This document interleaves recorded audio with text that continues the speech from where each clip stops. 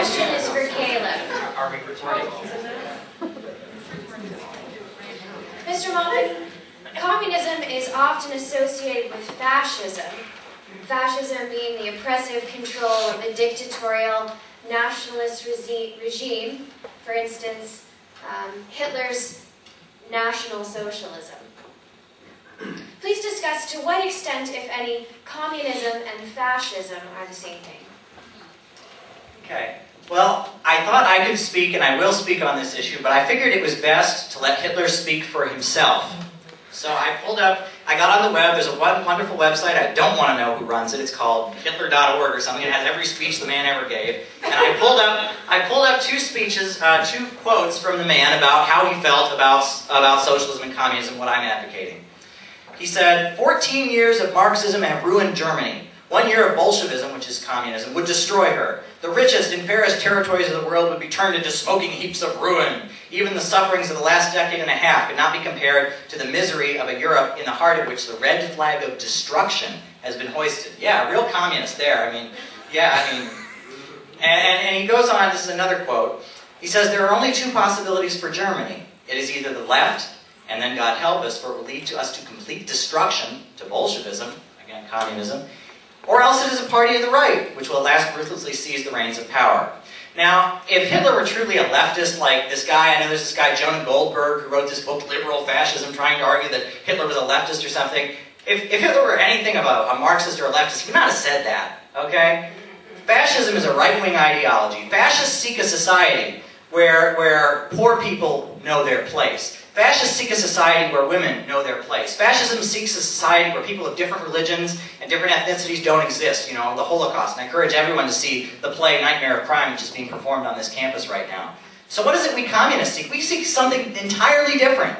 We seek a world where the people are in control and there is total equality of the people. There's no straight on top of gay or men hierarchical over women or any of that oppression or national, you know, white people dominating over black people. It's all wrong. We say equality of the people. That's what we fight for. It is the exact opposite of what Hitler was fighting for. And I just want to pull up an example of something I did when I was doing research for this. I read a book on Belarus, which is the only socialist country remaining in the Soviet bloc. And during World War II, Belarus was invaded by the Nazis. And the Nazis took a platoon. They captured a platoon of Soviet soldiers in the Red Army. And they took this platoon, and some of the members of the platoon were Jewish. And they took the Jewish members of the platoon, and they separated them, and they told the non-Jewish members, they said, we'll let you live if you take the Jewish members of this platoon and you bury them alive. We'll let you live then, but if you don't do it, we're going to kill you. And you know what all the Soviet soldiers said? They refused. They refused to bury their Jewish comrades alive because Marxism, Leninism, and communism teaches that human beings are equal and that they would rather die themselves than degrade their fellow members of socialism. Socialism preaches the equality of people. And I do want to point out, you know, a way to tell if a country is socialist or not is who owns the means of production. That's what I'm arguing for tonight as a socialist or communist, is that the means of production should be publicly owned. Who owned the means of production in Nazi Germany? Hitler. The fascists. Big business. You know, I mean, Volkswagen, you know, that was a company that made out great like bandits during the Holocaust and all of that. And, you know, let's keep in mind, why did Hitler come to power? You know, in Germany, there were two ways it could have gone. It could have been communism and a revolution, which would have shook the world, a revolution in one of the most industrial countries in the heart of Europe, or it could have been fascism. Hitler was backed and funded by the big bankers who essentially run this country. They put Hitler in power to suppress a communist revolution. We are the antithesis of what Hitler is. And it's the worst lie, the rulers of this country that are trying to say that fascism and communism are the same thing. You know, in this country, the silver shirts, the government hired silver shirts, which were American Nazis, to attack us when we were demonstrating in the 1930s. And who was shooting at Hitler before he came to power? The German Communist Party.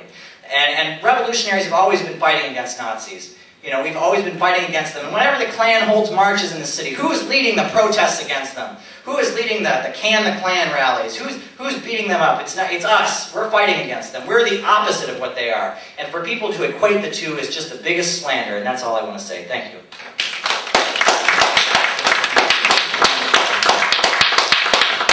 First, actually, I'd like to echo Caleb's thing. I do actually want to want to say that if anyone has the chance, please go see Nightmare of Crime. It is a great image of struggle that the people of Nazi Germany went through. But I also want to point out that, the reason that fascism is so associated with communism is not due to just a slander operation. They're not just putting it out there because, well, we want to actually slander them. We want to just say, well, let's get them all, actually put them and just throw them away. But actually, fascism was put with communism, is associated with communism, and therefore, like, in some aspects, socialism, although there is a difference in some varying degrees between communism and socialism. It is put with that because that is what has happened in the majority of the instances that you look at in history. Communism, socialism have actually collapsed into a fascist dictatorial state.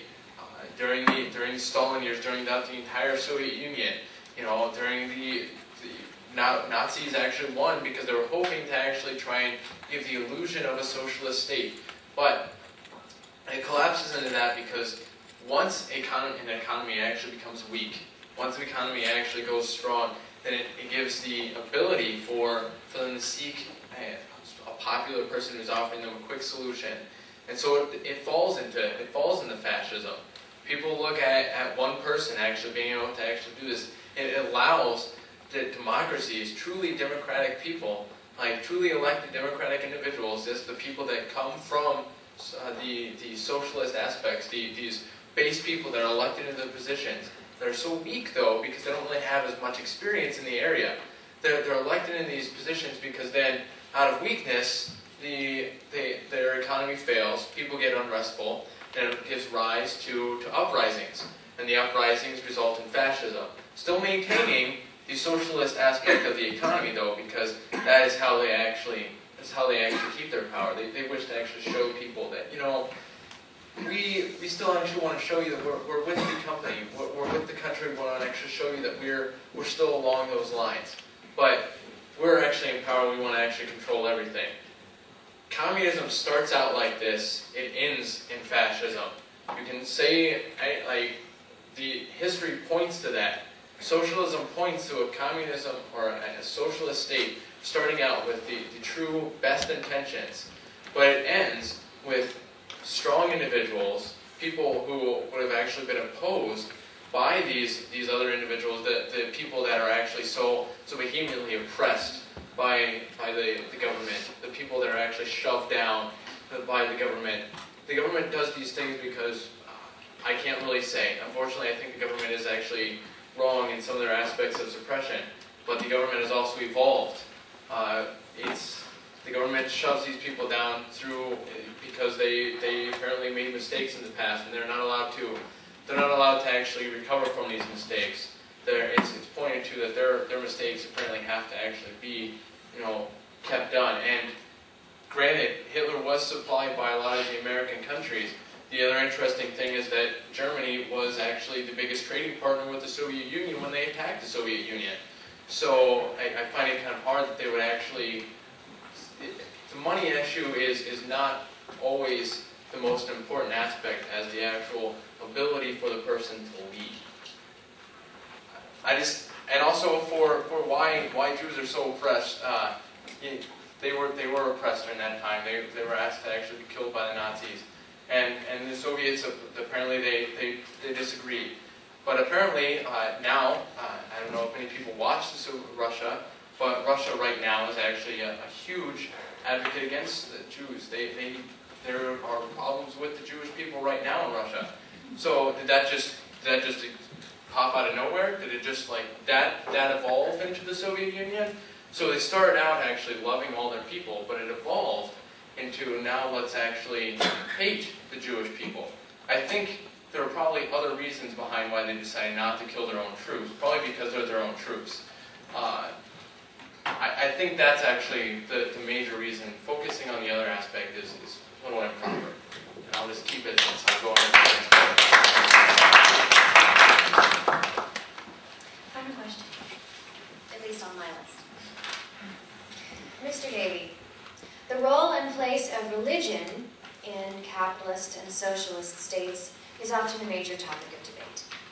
Could you please address how you see religion functioning under these two economic systems? Now, ideally, in any kind of economy, in any kind of economic system, religion really shouldn't have any kind of place.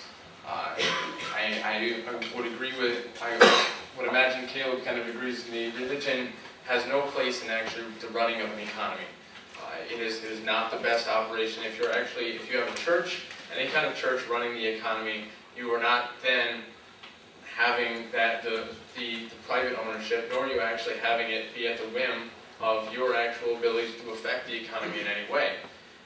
What I want to change this to is the actual point of how religion has actually affected the evolution of economies.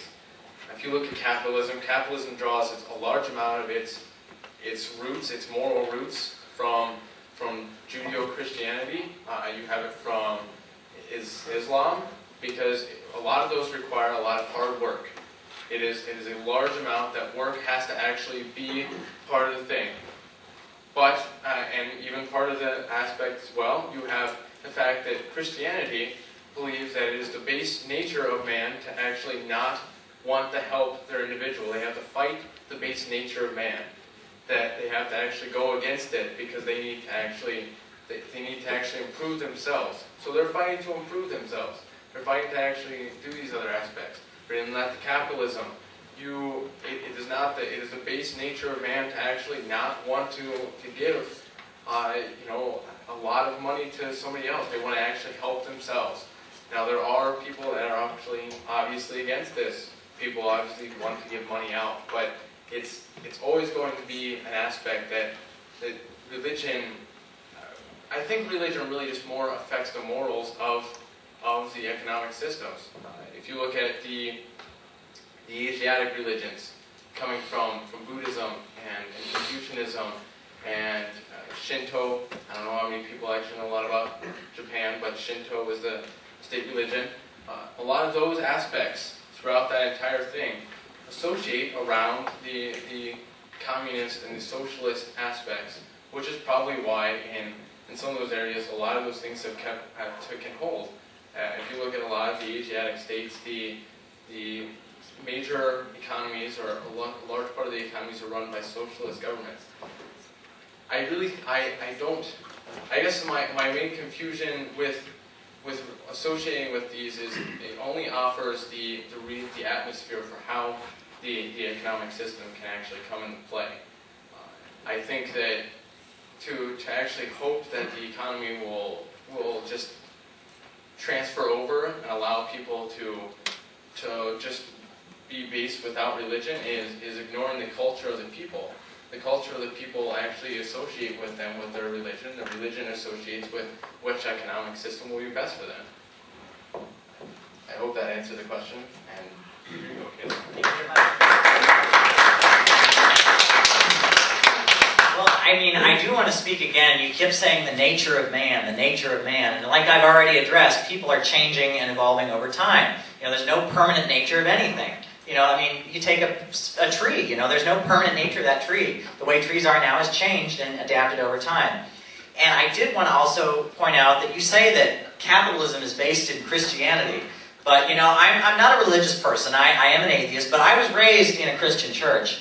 And the Christianity I was raised to believe in, said that we will be judged by how we treat the least among us. That's what I was raised to believe in. And I don't believe that Jesus would look at the 47 million people that are unemployed or 47 million people with no health care in this country right now and say, deal with it. I don't think that doesn't sound like the Jesus I was raised to believe in.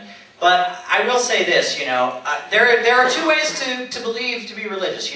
There have been many mistakes made by socialists. There have been in socialist groups and stuff that say that if you're a socialist, if you're a communist, you have to be an atheist because that's what Karl Marx said. And I'm not like that, and I don't think we were like that in Workers' World Party.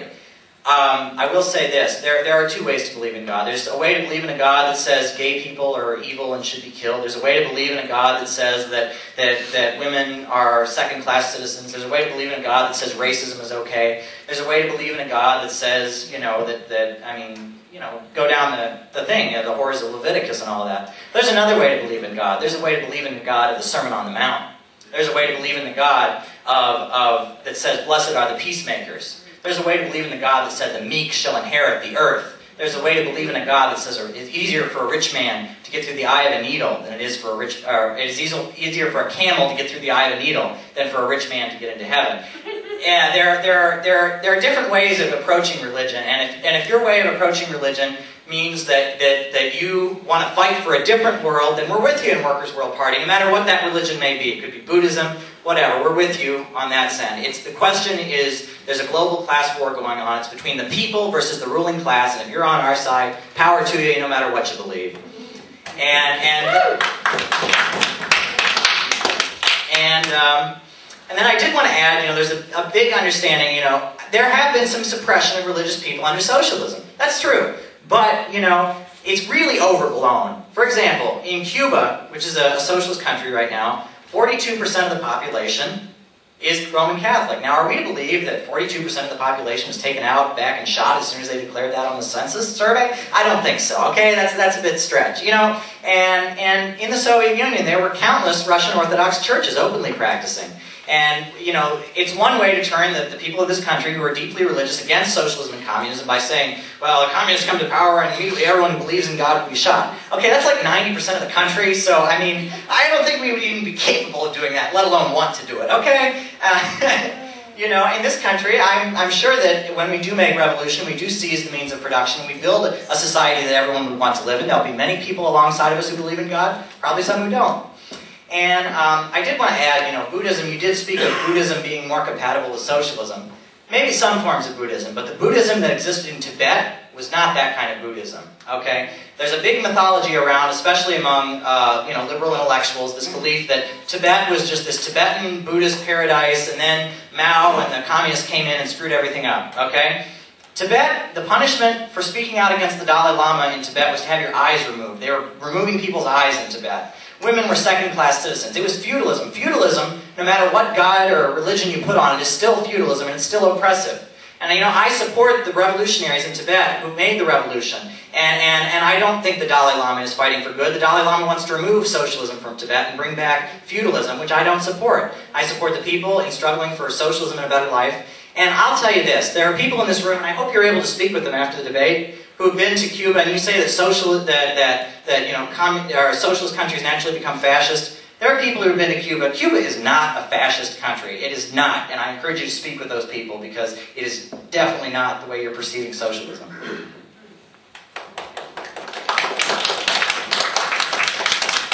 right, this ends the formal elements of our question and answer period, so if you'll give me just a moment. There are questions primarily directed to Caleb. There are questions primarily directed to Sven. And then there's one, really just one, that seems to be more universal. There are others.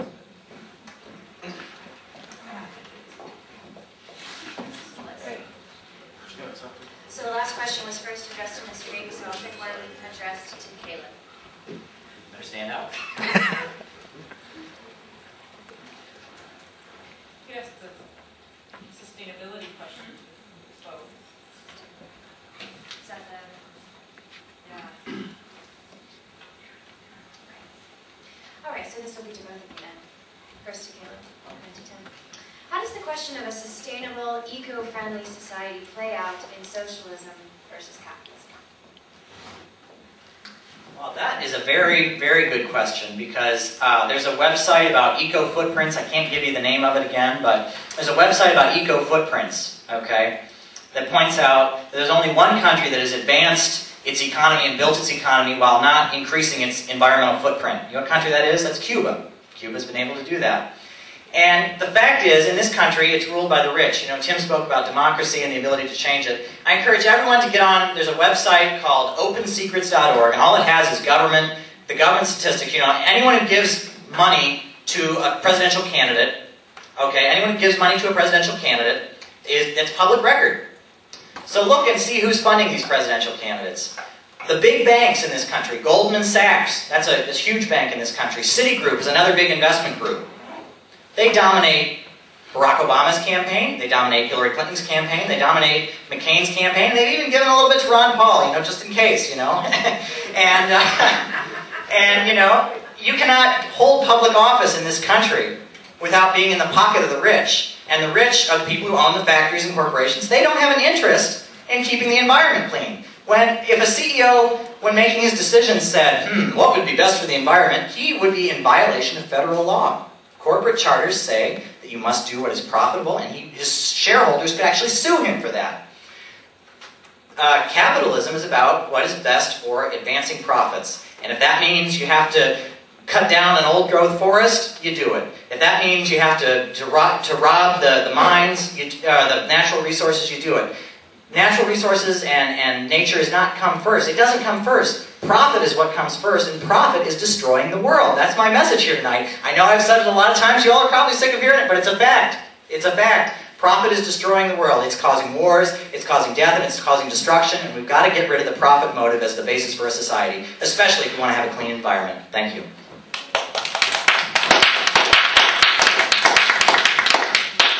Let me just, we'll only be taking questions, actually. Well, I don't have a question.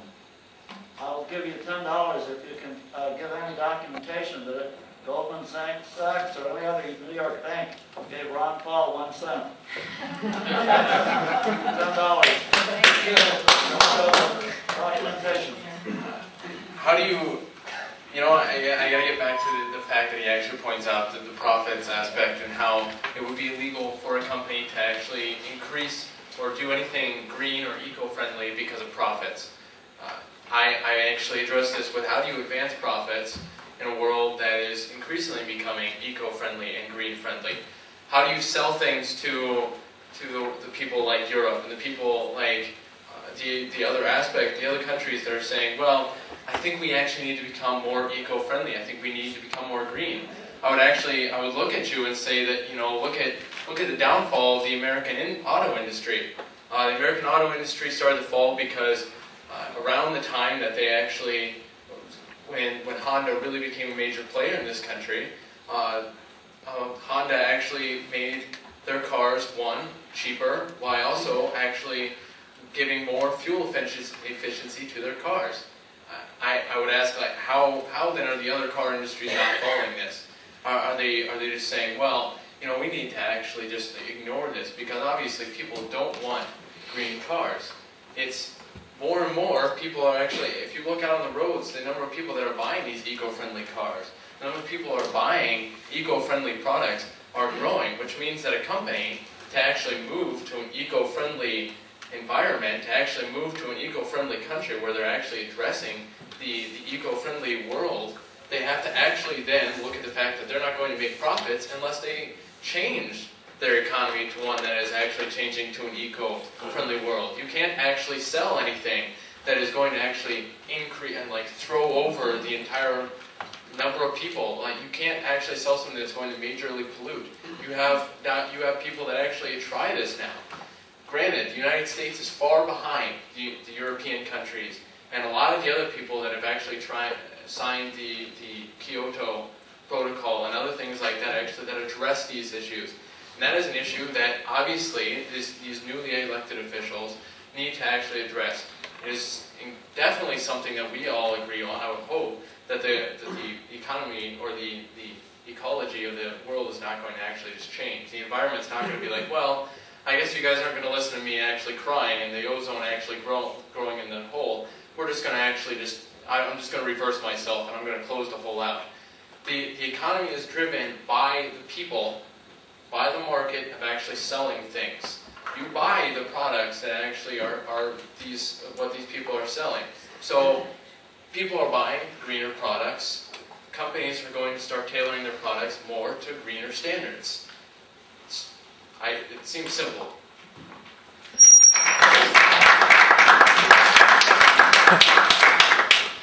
I'm sorry. No. This will go right back to you. Yeah, that was really loud.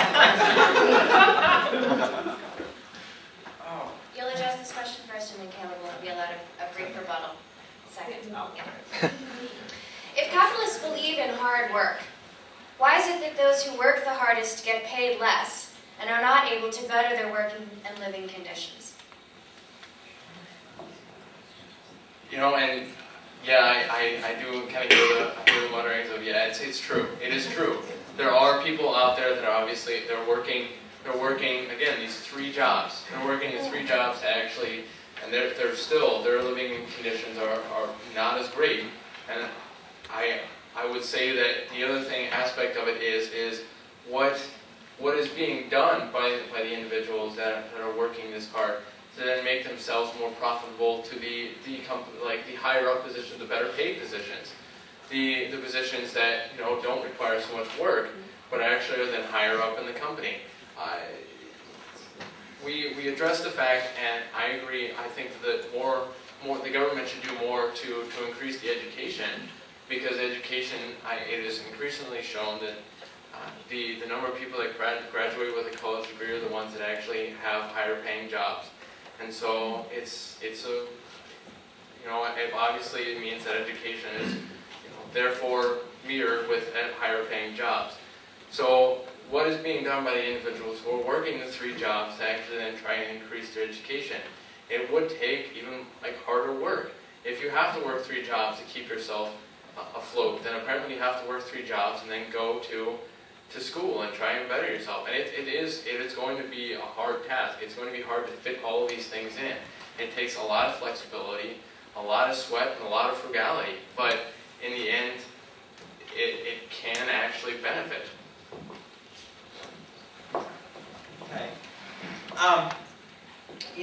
Tim has admitted that great things have been achieved under socialism, and he's admitted that in capitalism, those who do the hardest work don't make the profit. So what is stopping us away from socialism? It's these countries that are from the underdeveloped world have come so far with socialism. Imagine what we could do here. It could be amazing if the Soviet Union can go from pre-biblical farming techniques to launching the world's first spacecraft. Imagine what we could do in this country. We've already got banks, we've already got factories, we've got big malls and all that. Imagine if we controlled them. That's the thing. Imagine if we were in control. Now, as far as the people working, a lot of the richest of the rich. Now, there are some people that are in the upper income and such, but the richest of the rich, what they do to make profit. They don't work. They don't work at a job. They don't walk in. The CEO doesn't walk into that office and gets paid this much an hour. The CEO owns. He owns. I work all day. I get paid a wage. The CEO owns. He owns. His work is owning. He happens to own it. I happen to work for it. I only have my labor to sell. He has a company which he owns. I don't think owning. They probably have to work to own, but owning is not worth. What is it, 100,000 times what I get paid or something? Owning is not worth that, okay? And I think the people should own. So that's my answer to the question. Thank you. Thank you. Let's go to Caleb first. What incentive does a socialist have to follow through with work, etc., if the benefits are received even if the quality of the work is substandard? Where's the motivation to excel if everyone receives the same thing? Well, I don't know who asked this question, so I really hope no one takes this personally, whoever asked the question. But I never got up here and said everyone should be paid exactly the same wage. Now, that's what you're taught in school. I've taken civics, high school social studies. They say in communism, the McDonald's worker gets paid the same. I never said that, okay? In socialism, we're going to have a planned economy. The people are going to run the economy, but, while we're still in the capitalist mindset, some people are going to get paid more than others. And if someone's not doing their job, they're going to be penalized for it. But the idea is the planning will be under socialist principles. That's the difference. I never said everyone will get paid the same thing, and I really wish the person who asked that question listened to what I had to say rather than just going by what they'd heard, which was that I advocate everyone getting paid the same thing.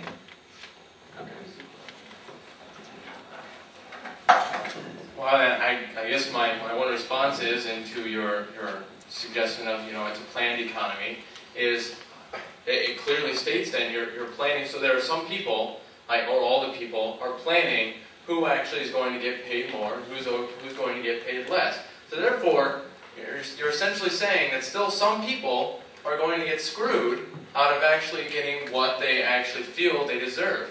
some people are not going to get what they actually wish. So essentially, what is the benefit of going into the socialist aspect? In capitalism, you pointed out, people don't get what they want. People have to work hard to get what they want. In socialism, people have to work hard. They still won't get what they want, not because of a few people up at the top who actually own the means of production, yes, and they're like setting the standard, so apparently you can't do it. Now it's set though that a large majority, harder amount of people that actually convince, are now actually the ones setting what your pay is. So a large majority is setting what your pay is because you're not getting what you feel. I'm going to keep it away.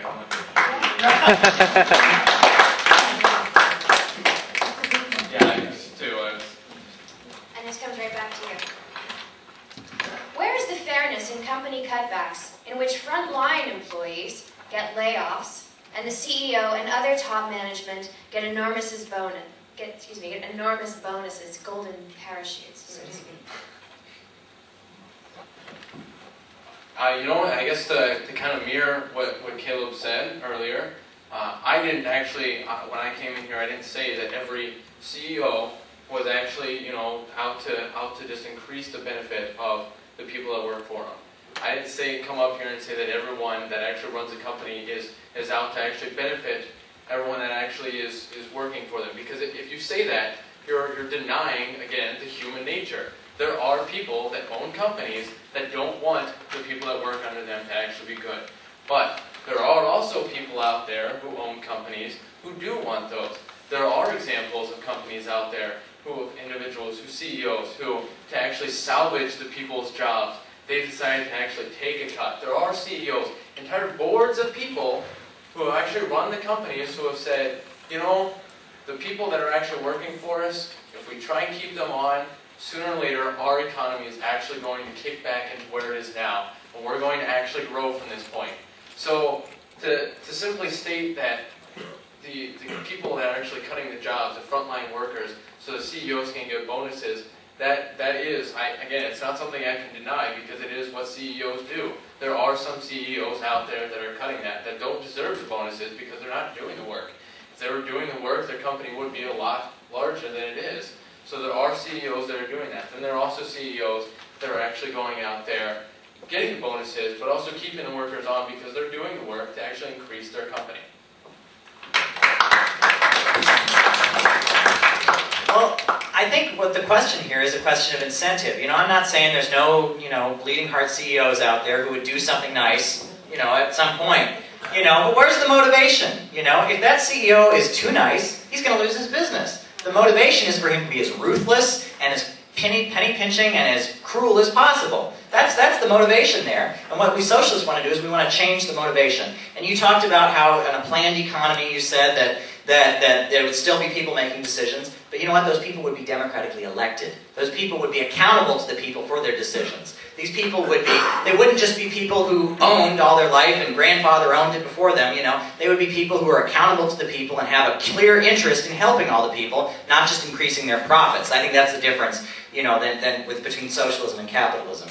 So yes, there still is going to be a planned economy, but it will be an economy that's planned for us. It won't be an economy that's planned for the rich. I think we'll have this be the last question. First to Caleb, and then to Tim. And then we'll have each speaker do their closing remarks. Caleb, you talk about the horrible things the U.S. did to socialists. But on the other hand, you say that a government has the right to defend itself. Which is true? Well, I can't say I blame the rulers for doing what they do. We are the grave diggers of capitalism. They have a material interest in suppressing us. That's the truth. But you know what? When we come to power, we're going to suppress them. It's that simple. This isn't a moral question. Okay, this is a question of basic, about a government. We have the right to suppress just like they have the right to suppress. They've done horrible things to us because we are seeking to overthrow them. I don't blame them for it. They have to do it to stay alive. The only thing is we're going to win, and we're going to overthrow them, and we're going to seize the means of production, and we're going to build a society that everyone would want to live in, and they're going to be in the dustbin of history.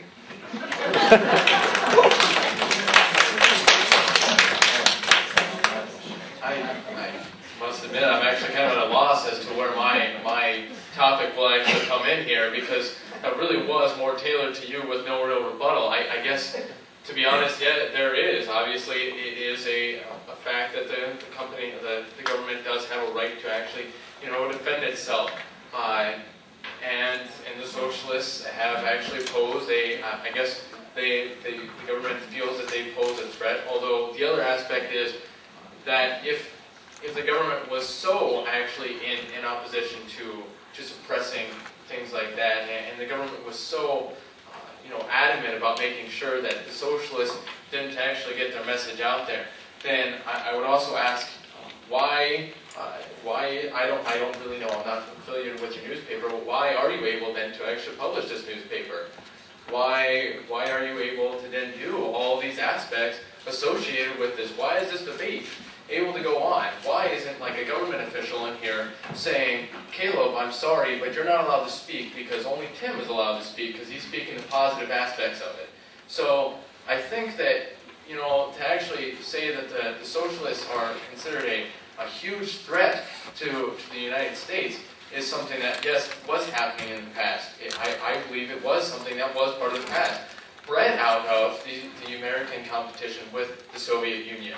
But now, as time stands, we try to actually view it, or the United States tried to view socialism as something that they believe to actually be, a legitimate desire of the people. So they wish to actually let their voices be heard. Granted, apparently there have been people that have actually been attacked for expressing their views. And I apologize, but I don't think that was the government sanction. I don't think there's a government law out there to all of the police agencies and all of the FBI that says if they actually say they're socialist, apparently they're supposed to be attacked and beaten in the street. I'm sure it was probably more along the lines of if the individual says, I'm socialist, then the individual police officer, the individual FBI agent was apparently an ignorant person of the actual background and the actual abilities of people to rise above and talk about things in a civil manner. The police officer and FBI agent will attack that individual, and I sympathize with the individuals who are attacked. I sympathize with the groups who are attacked because it is happening by individuals of the government who are acting not on state-sanctioned, state-pushed, state government laws that have been passed through the people in the Congress saying that these groups are supposed to be attacked. So.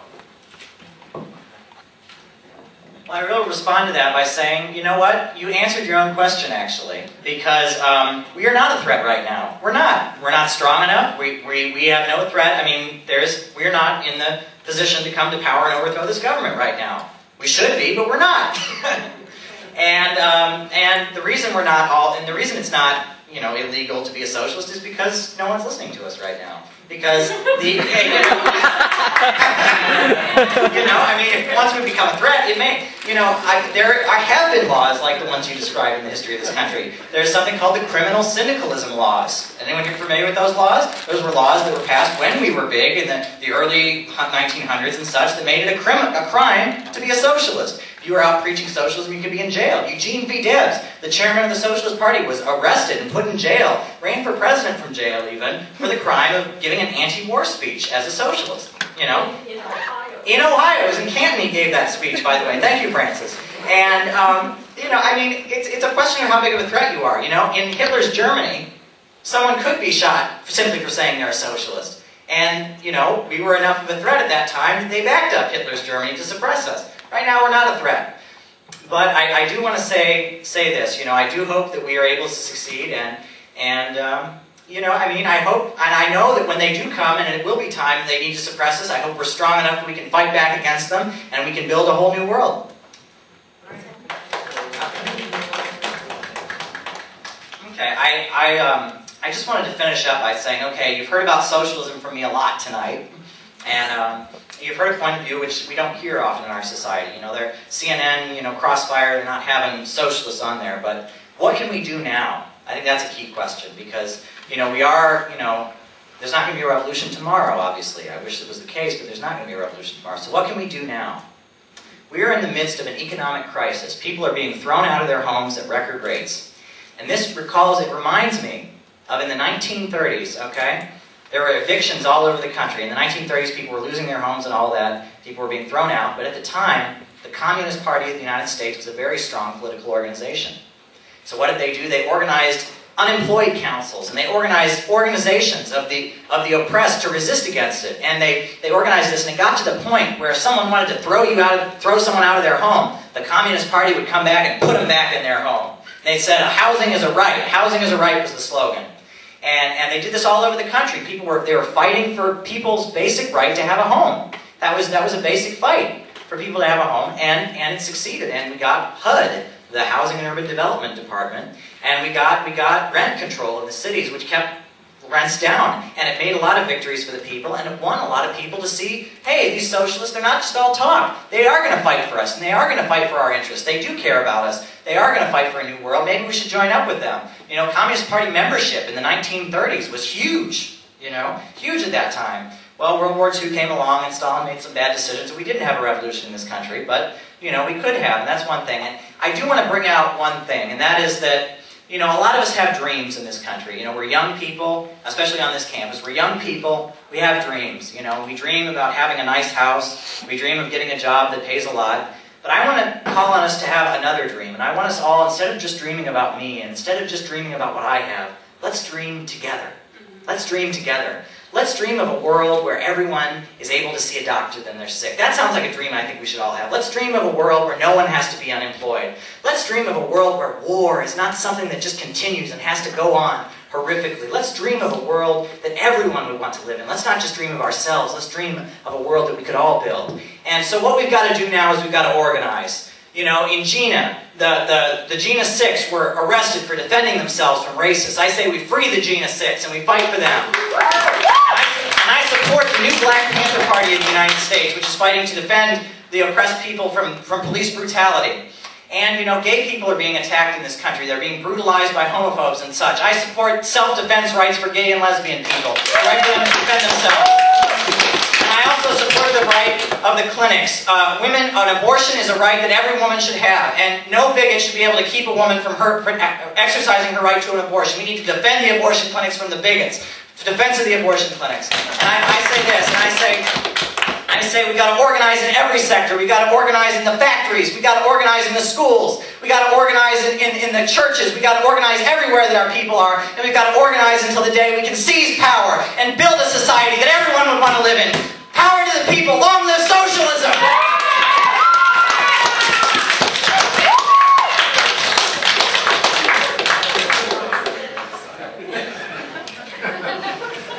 That was heartwarming.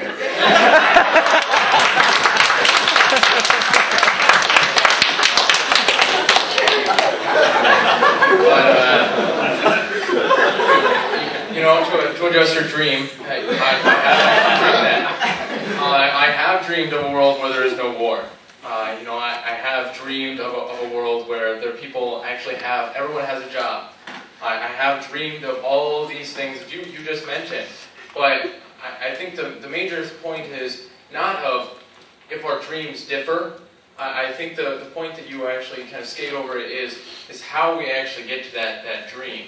And I think that by actually doing the points that I've said, by allowing people to actually then, individuals to act in the best interest of other people. People like yourself, Caleb, to actually, if you were to ever start an organization, a very profitable organization, and to give money and to give jobs as freely as you actually would wish, people like Bill Gates are actually someone who actually supports you. And I know you might not agree with Bill Gates even, but Bill Gates is someone who is a huge advocate of he is one of the largest donators to any profitable and charitable organizations out there, because he believes that the money that he has earned is one of the things that needs to be given to other people.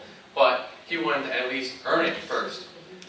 I got to go back, and I want to actually touch point on a few things that you've actually said throughout the point, because I want to actually close them in here. You mentioned that human nature. I've mentioned throughout the time that human nature is naturally greedy. People are naturally greedy due to human nature. And you said, well, human nature evolves. I would point that the tree, it evolved over time. Yes, the tree was different. The fish evolved over time. Human nature, when it first came out, and granted, not many people might not read the Bible, and I'm not going to actually just like quote it because there are other creation stories. But human nature, when it first came around, people were still greedy. So when is the human nature actually going to actually start the evolution part? When is human nature actually going to do this evolution that you so adequately actually push? And you know, I got to point out that you point out that the Soviet Union launched Sputnik because they were looking to actually advance their society. The Soviet Union launched Sputnik not to advance their society. The Soviet Union launched Sputnik so they could say, "Hey, U.S., we beat you." Not to say the other aspects of it. And you know, if I got to point on the fact that you said if Jesus were to look at the 47 million people who don't have health care, you know, he would be like, well, you know, apparently, so what? No, if Jesus were to look at the 47 million people who have health care, he would also say the same thing that he says to why do people die? There are unfortunate things that Jesus has to allow. I don't know why. I'm not a religion major. I'm not a Christianity person, so I'm sorry if that offends anybody. But China, also, you mentioned the fact of like the communist and socialist states actually oppressing religion. China is officially no religion. They do forcibly suppress all of the religion that actually come into it. China starting out as a socialist state. They declare themselves an atheist state. They moderately allow after the people actually push for it. Yay to the people. The people actually push for themselves to be allowed to actually practice their Confucianism and their Buddhism and aspects of that. And, you know, I will actually point out that there were laws during the time that you actually say that did suppress the people, the socialists. There were laws, and some of them actually still are in place. But the wording of those laws were not specifically to socialists. The wording of those laws, and I would encourage anyone who actually has the ability to look at some of these laws, the wording was if the organization poses a serious threat to the violent uprising of people, violent uprising of the people to actually go against it. So, and you pointed out that the socialists would actually, you know, they would put the people back into the house once they were kicked out. I would ask what happened then to the renter, who actually still had to pay for the property. What happened to the renter who was trying to get them out so he could actually get someone who could pay in? Is the renter then, like, if he was thrown out, did they actually care? Did they say, well, I'm sorry, you were a renter, so you actually tried to throw someone else out, you can't sit here and actually ask for help now because we opposed you, we're going to actually oppose you again. I close this by saying that, you know, socialism is a great idealist thing. It stops at the ideal. I think that if people actually look at it, you can actually look at your own heart and say, you know, I would really love to actually be able to give money. I would love if everyone in this room was, you know, as equally able to do everything else and equally able to pay for everything that they were able to actually, that's out there in the world. But unfortunately, inequality is something that is incurrent in our system and is incurrent in the socialist system as well, but it's with a planned inequality. So I guess I'm not going to end it with a fiery debate. I'm not going to end it with as passionate of a thing as he did, because I can't actually, there's no source for me to do. I can't call for an uprising.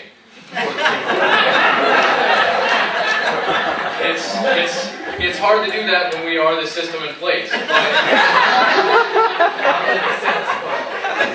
I guess I will ask, and you know, you point out something. I don't actually ask for the long living of the status quo. I do ask for the long living of the government actually addressing the issues that we do bring up.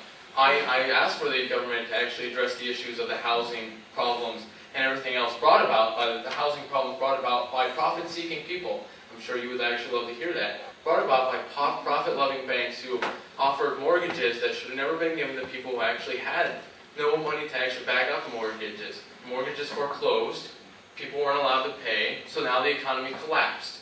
The economy will actually come back, but unfortunately it's going to take a lot more work on the other part. It's not going to actually allow by everyone actually having a job, because that's not going to preserve the profits of the people. So I ask for the long living of the future status quo of the individual actually do having the health care. I actually do want universal health care, not funded by the government though. I want the people to actually in some way offer an ability for the government to pay.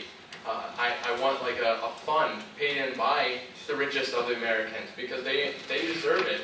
They deserve to actually pay into the poorest individuals to get health, because the richest ones are the ones that are actually stopping it. I think healthcare should actually be punished for denying people that have problems, healthcare problems, to actually not be able to get their healthcare. It's a true wrong.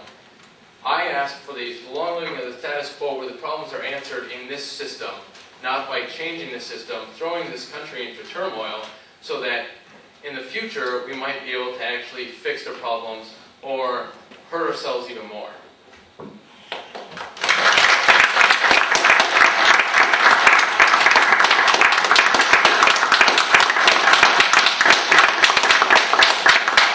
Let me just briefly thank both Caleb and Tim for participating today. Thank you, Justine and Fleischer, for keeping the time for us. Thank you to the Political Science Department for officially sponsoring this event. And thank you all for coming to attend it. And Dr. Story did a great job. There's someone who wanted to make a brief announcement. We're going to have a celebration on March 8th for International Women's Day. That's next Saturday. It's going to be, we're going to have a yoga class at Studio 11 at noon. And that's at 2337 West 11th. Suggested donation of $10. Nobody turned away for lack of funds. The money's going to go to the Pansy Hospital in Congo to help the victims of the rape there from the Civil War. And then Saturday at 5:38, we're going to have a vegetarian potluck at West 119th and Lorraine. We're going to have Middle Eastern belly dancers and a drum circle and a global art project and some film. So if you can come. And that's at 119th and Lorraine. Yes, this year is the 15th anniversary of the Lucasville prison uprising, and there's a play about it, it's actually going to be a staged reading. So we're looking for a cast of 20. It's about half African American and half white. So we're gathering a cast together now. So if you think you might like to be in that play, it will be exactly when the uprising took place, but 15 years ago. So April 11th, 12th, and 13th, with 2 rehearsals ahead of time. So if anybody's has a dramatic flair and think you might like to play a part in, of a prisoner or a guard or a judge, please see me after this event. Okay, one final one. I was just going to say that I'm the person that he kept alluding to that went to Cuba. I'm one of them. So if anybody has any questions about Cuba currently, I know that some of my other comrades have been in the past, but I went this year, then I'd be glad to answer any of those questions after the finish of the program. There's also some tables out here with books and other information. Have a moment to peruse.